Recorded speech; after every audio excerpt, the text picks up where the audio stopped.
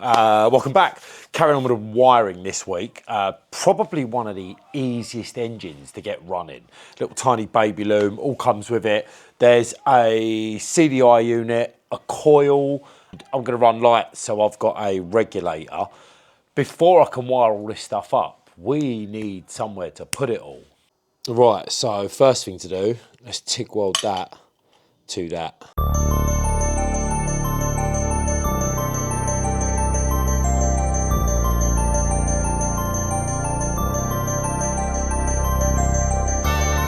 I'm getting better at this aluminium lark, but then I always fuck up and not clean a bit and it goes. So I keep practicing on non-critical parts. Listen, if it's saying critical, I'm going to scrub the shit out of it. But yeah, I'm getting there. So there's a reason I've made this little lip here. Have a look. So normally in here, there's a battery thing that swings out and whatnot, but I've knocked this up. So that hole at the back there, there's a little lip this passes through. So that will go in. Dee-dee-dee-dee-dee.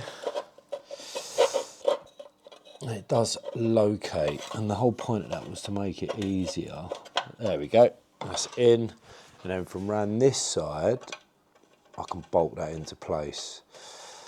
And I've obviously lost the washer, so it will flop about. Just don't want to mar the paintwork. So that goes in there, sits inside nicely. That gives me a plate to mount all the electrics to.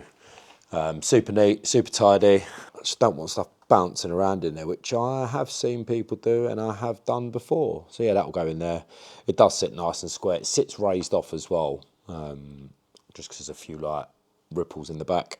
So that's the first thing I had to make. Now I need to organise the bits on it. Right, so up in my CAD game, I've had to. So I made this little bracket here. It's got a captive nut in there for the coil. I'm not sure where I'm going to place it yet, but that needs to go on here somewhere.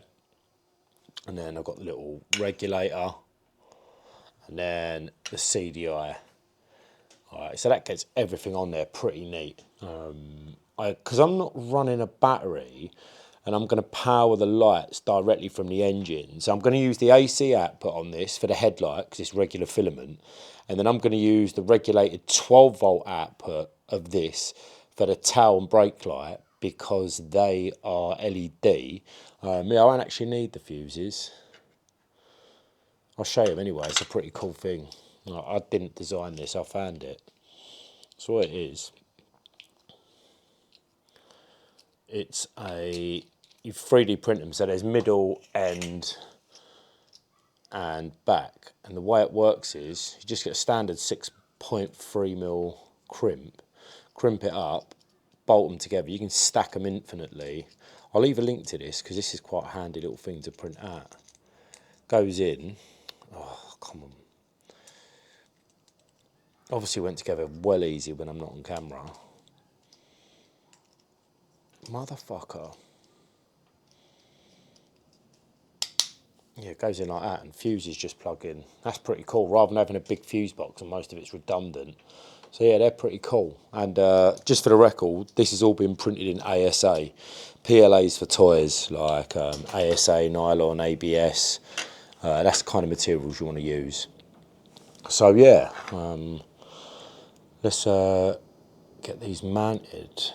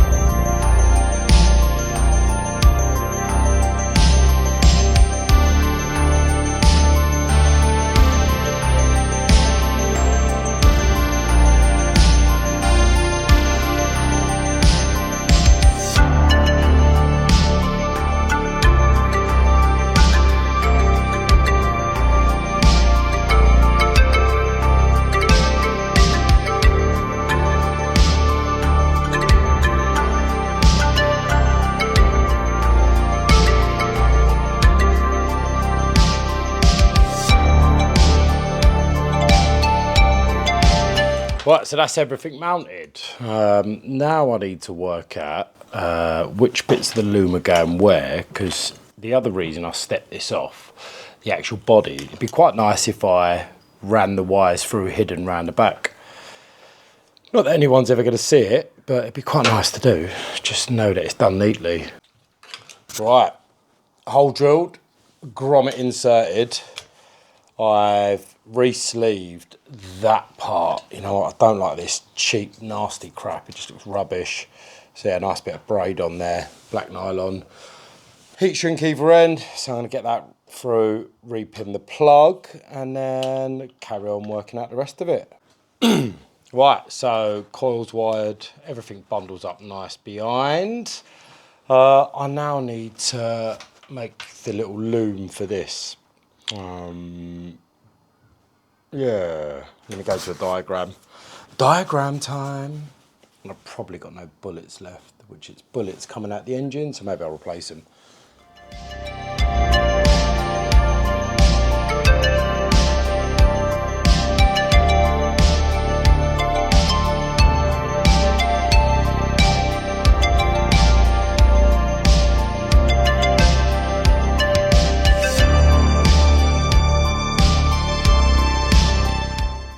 Right, so I've split the 12 volt regulated, like DC, coming out of the regulator, purely because one goes to the run light, and then one goes to the brake light switch. So I've left them oversized until I've got everything in situ on the bike. Did it? Yep, got it. Nice bit of tight heat shrink. So that's all split and soldered. I'm going to fit this on the bike now and start routing some of these cables. Right, so I've got to extend the wires from the rear light. Just a little tip. If you're ever doing like 3 joins together, stagger them. Don't do them all next to each other. A, stops you getting a horrible lump, and B, if anything gives you an insulation, it's not going to short out. Technically, you don't have to run shrink wrap if you do it like this. You can just wrap the cable, which is what I'm going to do. And I've got some Tessa tape. So yeah, get on with doing that. I've got some nice silicone wire. I'm going to make I'm going to put the connectors inside the body. Another tip as well, when you're joining wires, if you just unfold them, I don't even know if you can see that, kind of push them into each other and then twist. They hold quite nicely. Oh look, here comes trouble. One sec. Hello doggy, you got a ball?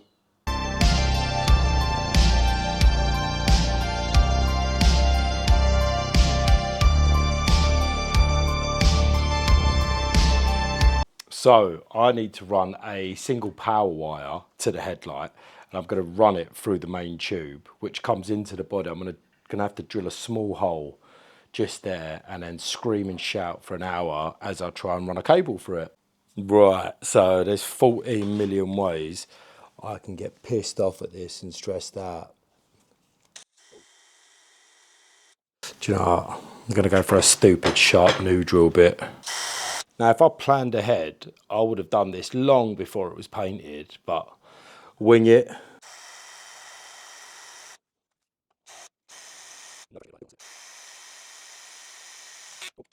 Got through. And there's no rot or rust flakes come out. I knew I had a good one. I'm going to use a little step bit to put a bit of a chamfer on the outside of the hole. I'm not going to be able to fit a grommet there, but what I will be able to do is heat shrink the shit out of that bit of cable going through to obviously stop it chafing on the frame. Come on, just a little bit. Oh, I'm going to have to get sketchy with this.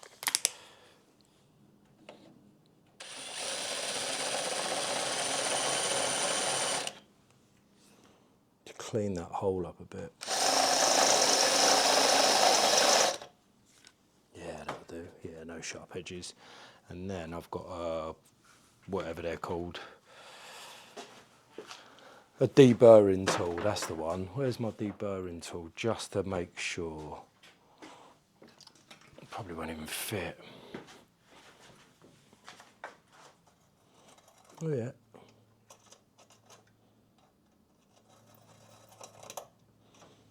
No burrs. No, we're good, we're good. So let me try and thread a cable now. Right, that's not going to work.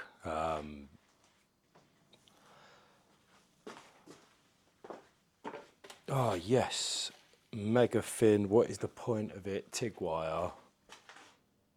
Problem is, where I've extended the frame, there's a lip. But yeah, let's see if I can get that through. Oh yeah, there's the.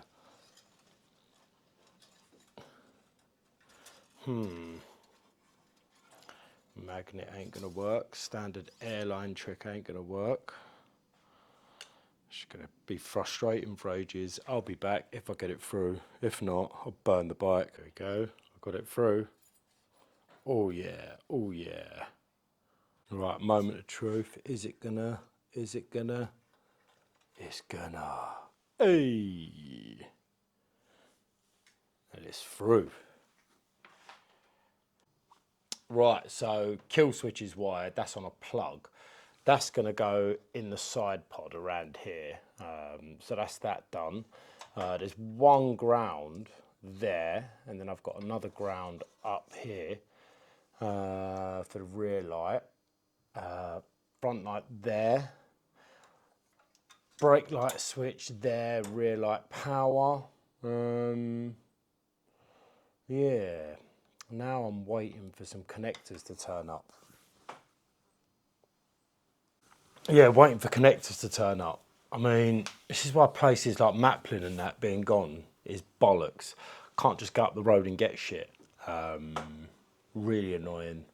Oh well, that's pretty much it. That's all I can do for now. You get the gist of it. There's, yeah, it's just a regulator, a couple of wires to plug in from the bike, a kill switch, CDI unit, all dead straightforward stuff. Like, what am I waiting for still? Rear axle still hasn't turned up. Right, so one got lost in the post and the replacement was supposed to be here today, but that's not here. But they're all bits I'm going to do off camera anyway. It's pretty hard kind of keeping a pace going and shooting it all. Because as soon as I get into saying, it's like, oh no, shit, you've got to film that. But yeah, headlights wired. I made a little ground tag that bolts to one of the headlight bolts that then obviously grounds through the yokes and the body, the bearings and all that. I mean, that should be fine. If not, I'll just move it. It's not rocket science. What else is there? Front wheels here. Waiting for a front tyre to turn up. 21-inch tyres are a fucking nightmare if you want something cool looking. I only found out the other day that Avon don't make them anymore. Which explains why the ones that I could find were so expensive, like old stock. So I did find a tyre, waiting for that to turn up. I'm going to finish painting the tank, I think, this afternoon. I don't even know what time it is. But yeah, cheers for watching, guys, and I'll catch you lot next week. And if you're not on my Instagram, you never saw the glory of the furry mop seat. Hey, bark, bark.